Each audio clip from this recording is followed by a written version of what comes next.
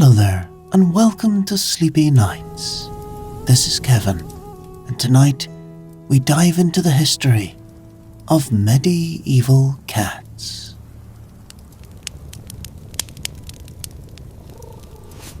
Let's talk about medieval cats. And I mean really talk about them, because their story is absolutely bonkers.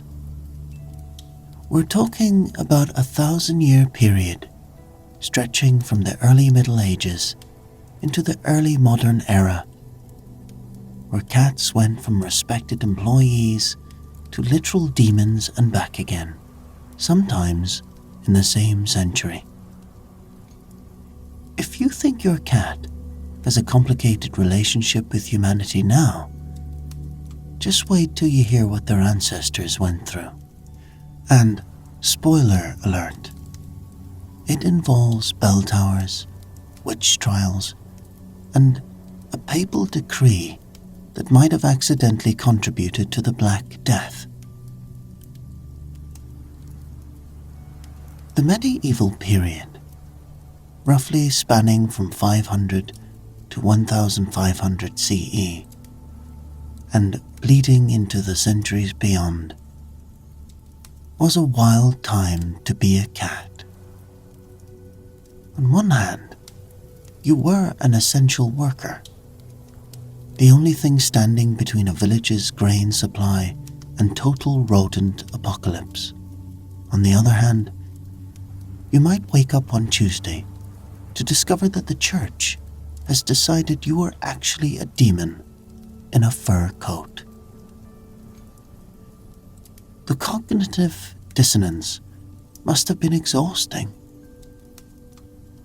Imagine being both the employee of the month and fired for Satanism simultaneously. But before we go to any of that, we need to understand where medieval cats came from and why they mattered so much in the first place. Because despite everything that happened to them, despite centuries of persecution, superstition, and frankly deranged behavior from humans, cats survived. They always do. It's kind of their thing. Now, believe it or not, cats started the medieval period on a high note. The Romans had loved cats, bringing them to every corner of their empire as professional pest controllers.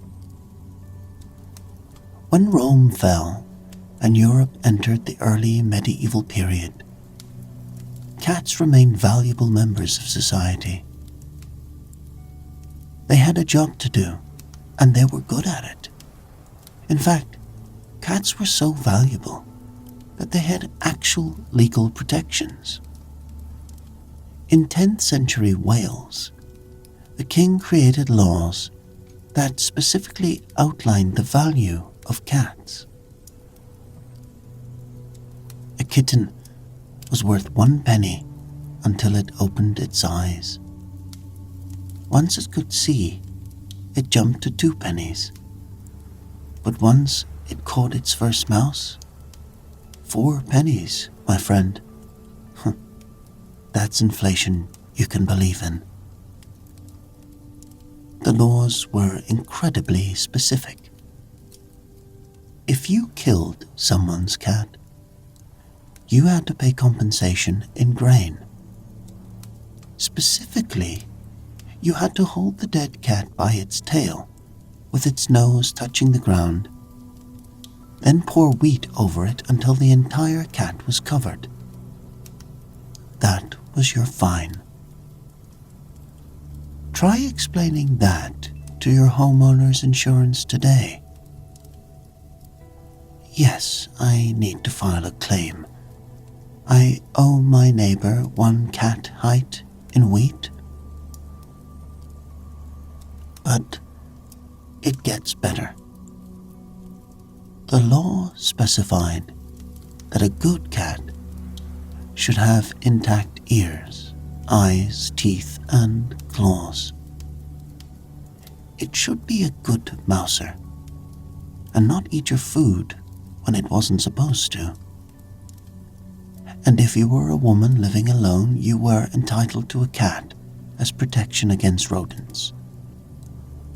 Medieval Wales basically had mandatory emotional support animals, except they actually supported you by murdering the mice. Quite practical. Irish monasteries were particularly fond of cats. Monks spent long hours copying manuscripts by candlelight, and mice were a constant threat to their precious books. Cats were welcomed as both protectors and companions. There's a famous Irish poem from the 9th century called Pangurban, written by a monk about his white cat. The monk compares his scholarly work to his cat's hunting. Both of them focused on their irrespective crafts. It's genuinely sweet, and it shows that at least some medieval people saw cats as more than just organic mousetraps. During this early period, cats in monasteries often lived comfortable lives. They had access to food, warmth, and all the mice they could catch. Some monasteries even kept records of their cats, treating them as valued members of the community. Archaeological evidence suggests that many monastery cats lived reasonably long lives for the period and were adequately fed. These were the golden years. The cats, of course, didn't know it, but things were about to take a very dark turn. So, what happened? How did we go from cats are great, let's write laws protecting them, to cats are demons, let's set them on fire? Well, buckle up, because this is where things get very strange. The shift started slowly in the 12th and 13th centuries, as the church became increasingly concerned with heresy and devil worship. And cats, unfortunately, had some characteristics that made medieval people very, very nervous. They were nocturnal. They had eyes that glowed in the dark. They were independent and didn't obey commands like dogs. They seemed to see things humans couldn't see. And they had that whole mysterious, aloof thing going on that made people wonder what they were really up to. Then, in 1233, Pope Gregory issued a papal decree called Vox in Rama. This document was ostensibly about a German heretical sect, but it included a description of devil-worshipping rituals that involved a black cat. Gregory described how heretics would kiss a cat's posterior as part of their ceremonies, and how sometimes Satan himself would appear in the form of a cat. This was not good press for cats. Now, Gregory didn't actually issue a kill all cats order, and historians still debate how directly his bull led to widespread persecution. But the symbolic damage was done. Once the Pope had officially linked cats to devil worship in writing, cats across Europe were suddenly very much not safe. Some later writers even suggested this growing anti-cat hysteria contributed to the Black Death by reducing cat populations and allowing rats to flourish, though modern historians remain skeptical of this neat cause and effect story. The reality was probably messier. Cats continued to be valued as mousers, even as religion's suspicions grew. Black cats had it the worst, obviously, but all cats were now under suspicion. The logic went something like this. The devil appears as a cat. Witches have cats as familiars. Therefore, all cats might be demons, or at least demon-adjacent. It's the kind of reasoning that makes perfect sense if you've never thought about anything carefully in your entire life. What followed was frankly horrific. Cats were killed en masse across Europe. They were thrown from bell towers during festivals. They were burned alive in wicker cages. They were sealed into walls of buildings for good luck. In some towns, cat torture became a form of entertainment. There were festivals dedicated to it. Humanity was not having its finest moment. The association between cats and witchcraft became deeply entrenched in medieval consciousness, reaching a fever pitch during the witch trial periods of the late medieval era and into the early modern period. The concept of the familiar spirit was central to this persecution. A familiar was supposedly a demon that took animal form to serve a witch, helping them cast spells and wreak general havoc. And cats, for all their unfortunate qualities, were the perfect candidate for familiarhood. Think about it from a medieval perspective. Cats are weird. They stare at empty corners of rooms. They run around at 3 a.m. for no reason. Their eyes reflect light in an eerie way. They seem able to sense things before they happen.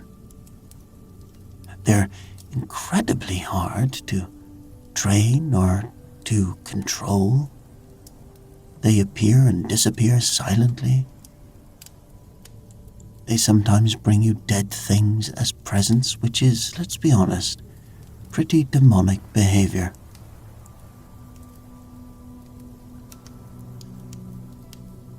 Witch trial records are full of accounts of cats as familiars. Women were accused of feeding their cats with blood from their own bodies. Cats were said to speak to their witch mistress in human voices. They were accounts of witches transforming into cats to sneak around at night, causing mischief. One trial record describes a man who claimed he fought off a cat attacking his livestock, only for a local woman to appear the next day with scratches identical to those he'd inflicted on the cat. Case closed. Clearly. The color symbolism was important too. Black cats were obviously the worst, associated directly with darkness and evil. But white cats could be demonic too, sometimes seen as Satan's preferred disguise because of the ironic contrast with purity. Grey cats, tortoise-shell cats, really any cat could be suspicious if circumstances aligned against it. And circumstances aligned against cats a lot.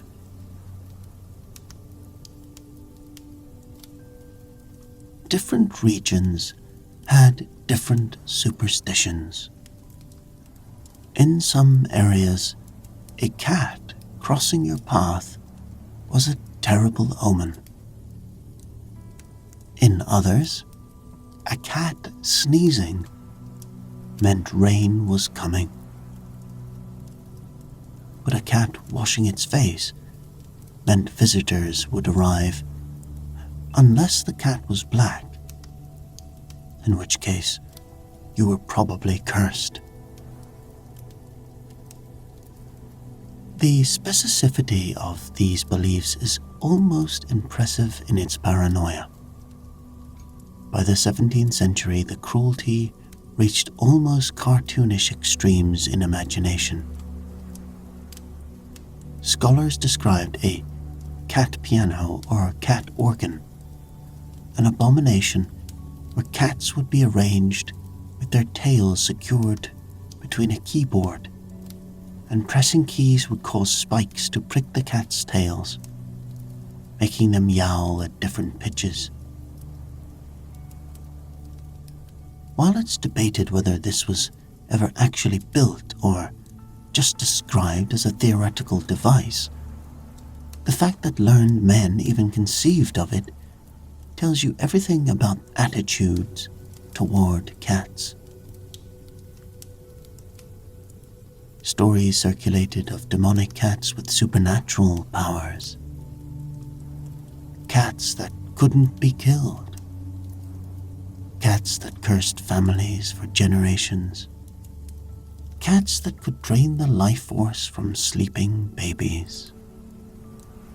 That last one is particularly interesting because it's the origin of the cat steal baby's breath myth that somehow persists even today. The medieval explanation was that cats were jealous of human babies and would suffocate them out of spite or steal their souls. The actual explanation is that cats are warm and like to snuggle up to heat sources, and sometimes a cat sleeping on or very near a baby's face can be dangerous. But cats like warmth is way less exciting than demonic soul theft. So we got the myth instead. Here's the thing though. Even during the worst periods of cat persecution, even when the church was saying cats were demons and towns were holding cat-burning festivals, people still needed cats. Because mice and rats don't care about your religious superstitions. They will absolutely destroy your grain stores, eat your food, contaminate your supplies and spread disease whether you have a cat or not. And since medieval pest control options were basically get a cat or pray about it, cats remained essential. Now, ships in particular needed cats desperately. Rats on ships weren't just annoying. They could destroy food supplies and damage the ship itself by gnawing through ropes and wood. Every merchant vessel, every naval ship, every fishing boat worth its salt had at least one cat aboard. Vikings had ship cats. Medieval merchant sailors had ship cats. By the time of Columbus's voyages to the New World in the 1490s, cats were standard on Spanish ships and almost certainly sailed with him. Cats may have been suspected demons on land, but at sea, they were hired help. The tradition of ship's cats continued well into the 20th century, and sailors developed elaborate superstitions about their feline crew members. A black cat on a ship was good luck, which is the exact opposite of the land-based superstition. A cat walking towards you brought good fortune. A cat walking away from you meant you were taking luck with it. A ship's cat drowning meant the ship was doomed. These beliefs coexisted alongside the witch trial stuff happening on shore because apparently humans are capable of holding completely contradictory beliefs simultaneously. Who knew? Now, monasteries and churches, despite the whole cat are demons thing, also continued keeping cats for practical reasons. One cathedral kept detailed records of payments made to the cat keeper, whose job was to care for the church's mousers. The cognitive dissonance is remarkable. Yes, cats are instruments of Satan, but also please make sure the church cats are well fed and can access the grain stores at night to hunt. Breweries and granaries were major employers of cats. A good mouser could save a business enormous amounts of money by preventing rodent damage. Some records show that cats were considered part of the required provisions when renting property. A tenant might be obligated to keep a cat on the premises to protect the landlord's building from rodents. You couldn't just decide you didn't want a cat. It was in your lease. Archaeological evidence backs this up. Excavations of medieval homes and businesses regularly turn up cat remains, showing that cats were present across all social classes and throughout the entire medieval period. Some of these cats show signs of injury and disease, but many lived reasonably long lives and appear to have been adequately fed. They were working animals, but they were valuable working animals. The actual monetary value of a good mouser was significant. In some regions, a cat was worth as much as a lamb or a skilled worker's daily wage.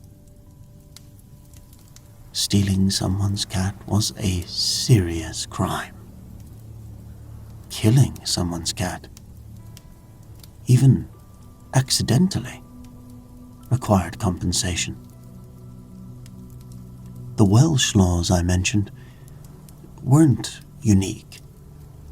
Similar legal protections for cats existed throughout medieval Europe, even during periods of religious persecution.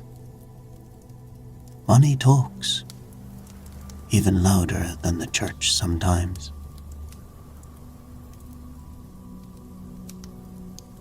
Now, not all medieval cats were working-class mousers, though they were definitely the majority.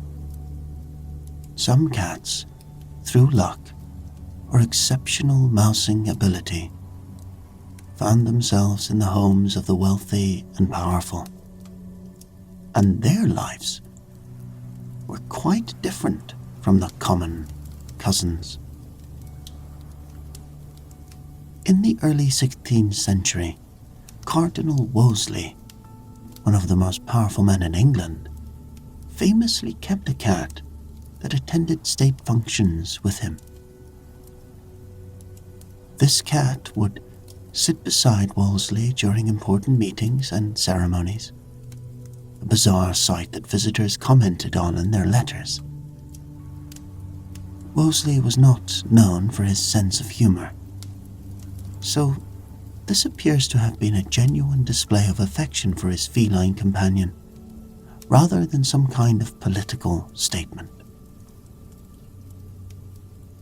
Though, imagine being a foreign dignitary, expecting to negotiate serious matters, and finding yourself making diplomatic small talk with a cat in the room. Illuminated manuscripts, those gorgeously decorated medieval books, often do feature cats in their margins. And the cats are almost always misbehaving.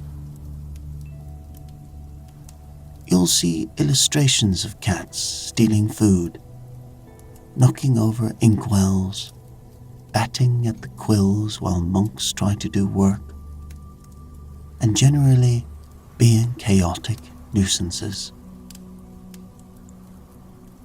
These doodles suggest that at least some medieval artists had cats around their workspaces and were documenting the very real struggle of trying to get anything done with a cat's help. Some things never change. There's also the legend of Dick Whittington's cat, a popular medieval tale about a poor boy who makes his fortune through his cat's exceptional mousing abilities. In the story, Whittington is so poor he has nothing but his cat, which he eventually sells to a ship's captain. The cat turns out to be extraordinarily talented at killing rats, and is sold to a foreign king whose palace is overrun with rodents. Whittington receives a fortune in return and becomes Lord Mayor of London. The story was based on a real person, though the cat part is probably fictional. But the fact that the story revolves around a cat's value shows how important cats were to medieval economic life.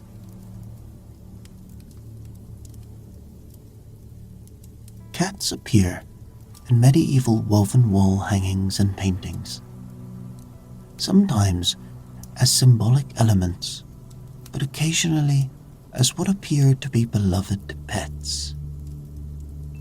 A few noble households kept detailed records that mention specific cats by name, noting their colors, their personalities, and their hunting accomplishments.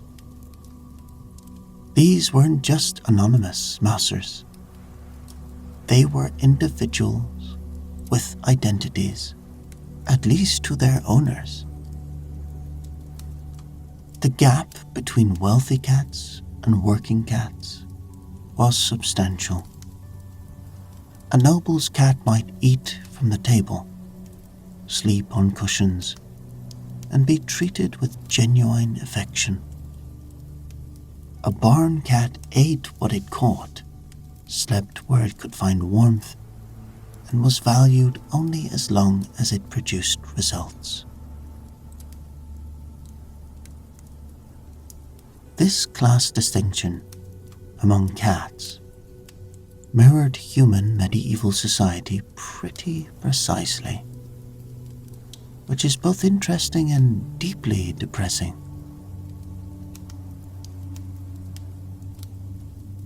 Medieval folklore about cats was extensive, contradictory, and often completely unhinged. Let's start with the King of Cats legend, which appears in various forms across Europe. The basic story goes like this. A man is traveling and encounters a funeral procession of cats carrying a small coffin. The cats tell him that the King of Cats is dead and ask him to deliver the news. When he gets home and tells his family, including their pet cat, the cat suddenly stands up and declares, "Then I am the King of Cats," and disappears up the chimney, never to be seen again. The version we tell now shows up clearly in 16th century sources. But the idea of a ruler of the cats in Celtic stories is older. What does any of this mean? Absolutely nothing. It's completely inexplicable, but people believed it, or at least repeated it enough that it became widespread. The belief that cats could steal a baby's breath is one we've touched on, but it was deeply rooted in medieval thinking. Cats were thought to be jealous of the attention babies received and would suffocate them out of spite. In reality, cats are attracted to the warmth and milk smell of infants and might sleep too close to a baby's face. But cats, like warm, milk-scented things, doesn't have the same ring as demonic baby murderer. Cats were also believed to be able to predict the weather with uncanny accuracy. A cat sitting with its back to the fire meant a storm was approaching. A cat being particularly playful meant wind was coming. A cat sneezing meant rain. If you consulted your cat's behavior chart carefully enough, you could basically replace the entire weather profession with one moderately active tabby. The 9 Lives legend has murky origins, but it was definitely established by medieval times. Cats were notoriously difficult to kill accidentally, surviving falls that would kill other animals, and escaping dangerous situations with apparent ease. In an era when most people died young and life was generally brutal and short, the cat's survivability seemed almost supernatural. The number 9 specifically comes from various mystical traditions, where 9 was considered a lucky or magical number. Cats having 9 lives made them even more suspicious as potentially demonic creatures, while simultaneously making them seem supernaturally blessed. There was a strong connection between cats and the moon in medieval thinking, and by extension, cats were linked to women, lunacy, and madness.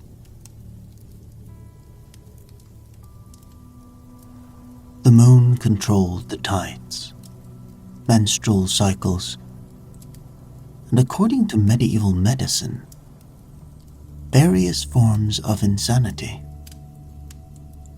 Cats were nocturnal, their eyes reflected moonlight, and they behaved strangely, at night especially. Therefore, cats were lunar creatures, and anything associated with the moon was suspect. Women accused of witchcraft were often said to be under the moon's influence. Their cats were lunar familiars, and the whole thing spiraled into a deeply misogynistic mess of superstition and persecution. Different regions had their own specific cat legends.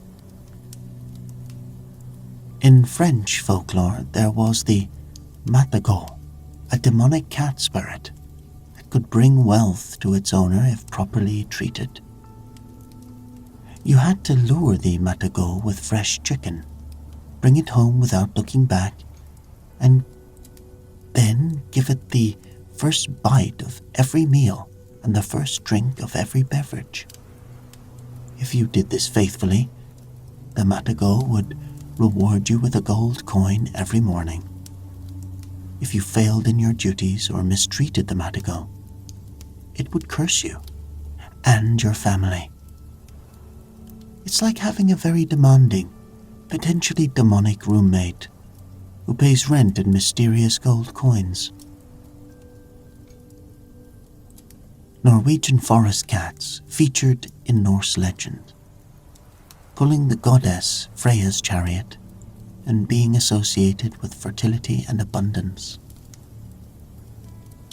These legends predated the medieval period, but continued throughout its Scandinavian regions, creating an interesting cultural counterpoint to the cat as demons narrative, prevalent in more southern European areas. Vikings, it seems, were more practical about their cats. Cats were central to All Hallows' Eve traditions, particularly in Celtic regions. They were thought to be able to cross between the world of the living and the dead on that night, acting as guides or messengers for spirits. A cat crossing your path on Halloween was either a terrible omen or a blessing, depending on which village you asked. The specificity of these superstitions is exhausting. One particularly persistent belief was that cats could curse crops or make cow's milk dry up. If your harvest failed or your cow stopped producing milk, you might blame a neighbor's cat or accuse an enemy of sending their demonic cat to ruin you. This led to cats being killed, not for anything they did, but because someone needed a scapegoat for agricultural failures. Cat ownership became risky, especially if you weren't popular in your village.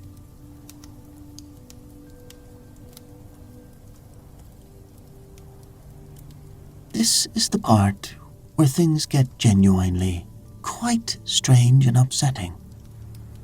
Medieval people did terrible things to cats, not just out of religious fear, but for actual entertainment. It's one of those historical realities that makes you question everything about human nature. Cat burning festivals were real and widespread, particularly from the late medieval period, continuing into the 17th century. In France, there was a tradition of collecting cats in a sack or cage, particularly around midsummer and St. John's Day. It was considered fun for some. People gathered to watch. Kings attended these events. In 1640, King Louis himself is recorded as attending a cat-burning festival as a child, before apparently having a change of heart about the practice later in his reign. The rationale, if you can call it that, was that burning cats would ward off evil spirits, ensure good harvests, and generally bring good luck. Because nothing says bless our crops quite like mass animal torture. Cats were also sealed in walls of buildings during construction for good luck. Archaeological excavations regularly find cat skeletons in walls, sometimes in deliberate poses or locations. The belief was that a cat's body in the walls would protect against rats, mice, and evil spirits. Whether the cats were dead before being sealed in or died during the process is often unclear from the remains. The practice of using cats in this way slowly declined through the later medieval period and into the early modern era. But it didn't disappear completely. The Enlightenment and changing attitudes towards animal cruelty gradually made these practices less socially acceptable. But, unfortunately, for hundreds of years, cats suffered immensely at human hands, often for no reason beyond superstition and the human capacity for casual cruelty.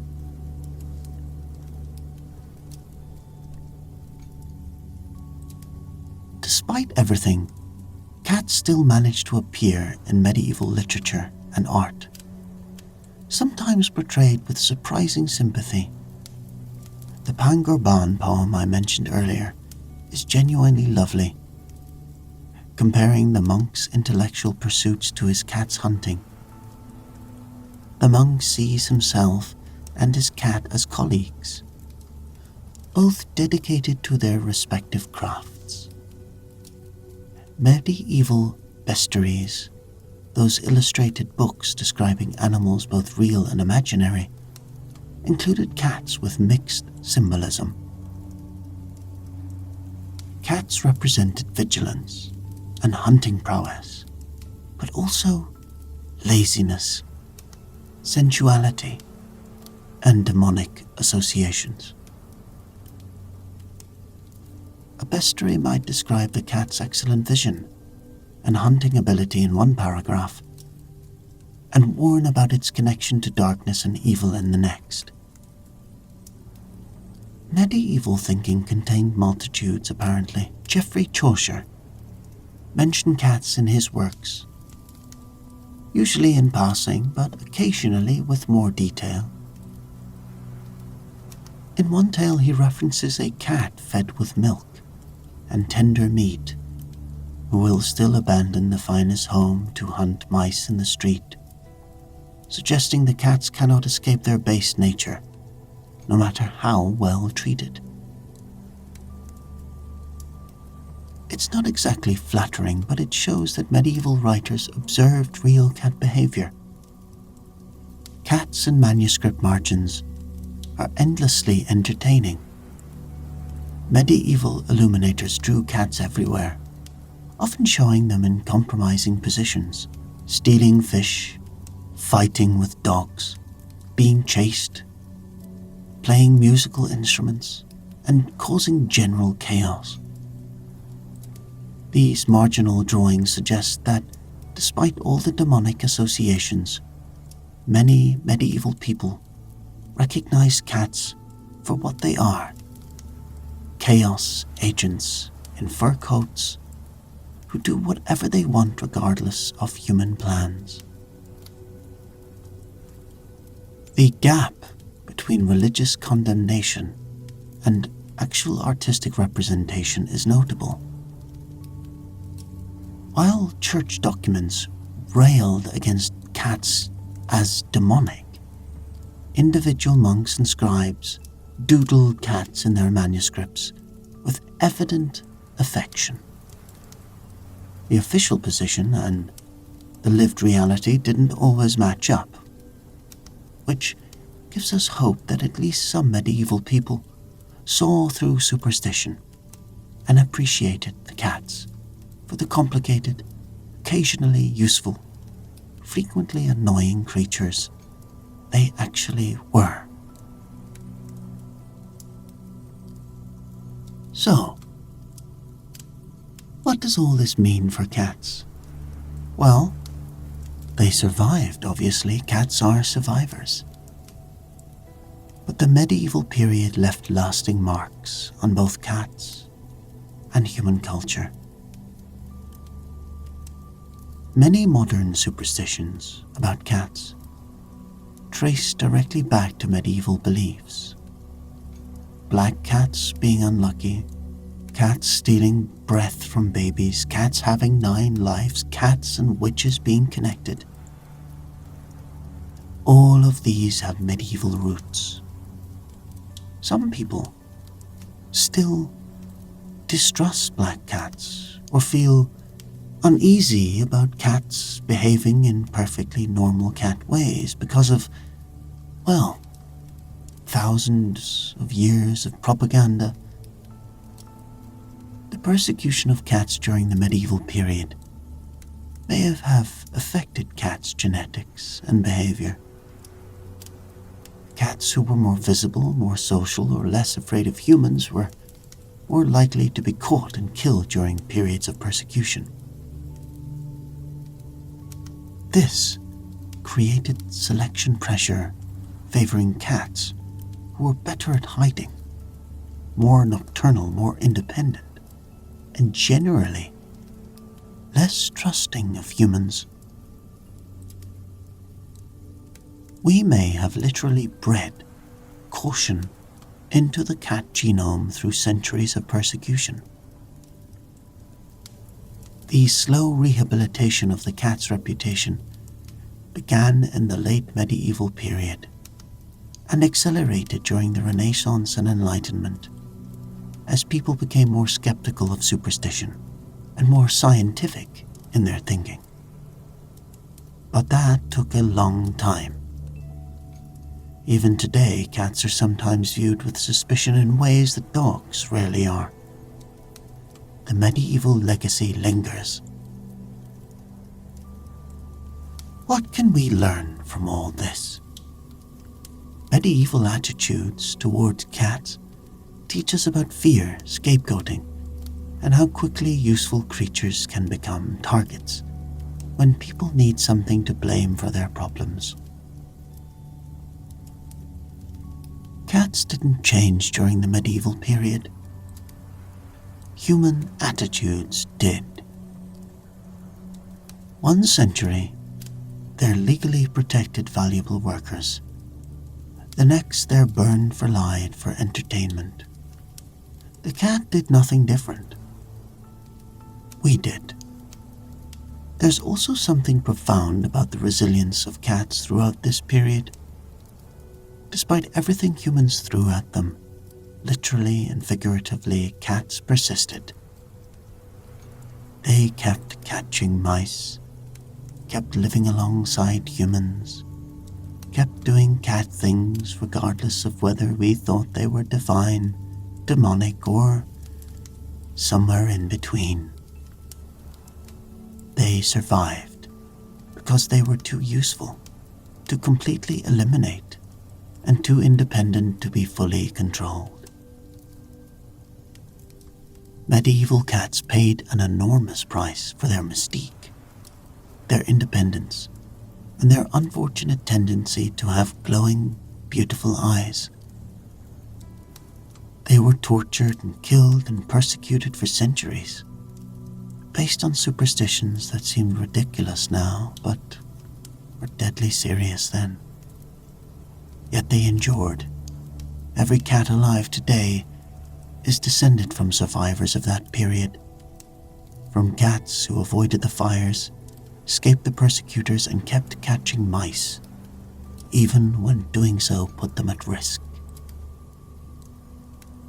In the end, medieval cats remind us that humanity's relationship with the natural world and with creatures we share our space with has always been complicated, contradictory, and often deeply irrational. We needed cats desperately, but feared them intensely. We protected them legally, but killed them ritually. We valued them economically, but demonized them spiritually. And through it all, cats just kept being cats, doing cat things, surviving human madness 1 century at a time. So the next time your cat stares at an empty corner at 3 in the morning, consider that their ancestors survived being declared demons and lived through periods when that staring might have gotten them burned alive. And they're still here. They're still staring at empty corners, still knocking things off tables, still being weird at inconvenient times. Medieval humans tried their worst, and cats simply outlasted them. That's pretty impressive for a creature that weighs 8 pounds, spends 16 hours a day sleeping. The medieval cat story is ultimately one of survival against absurd odds and human irrationality. They were essential workers who became scapegoats, only to end up essential workers again, once people realized that, surprise, you actually need cats to not have plague rats everywhere. It's not a very happy story, but it's an important one. And it ends with cats exactly where they started, in our homes, catching mice, judging us silently, and occasionally knocking our drinks off the table just to remind us who's really in charge. Some things never change. Even surviving the medieval period couldn't make cats respect your personal belongings. And honestly, that's kind of beautiful.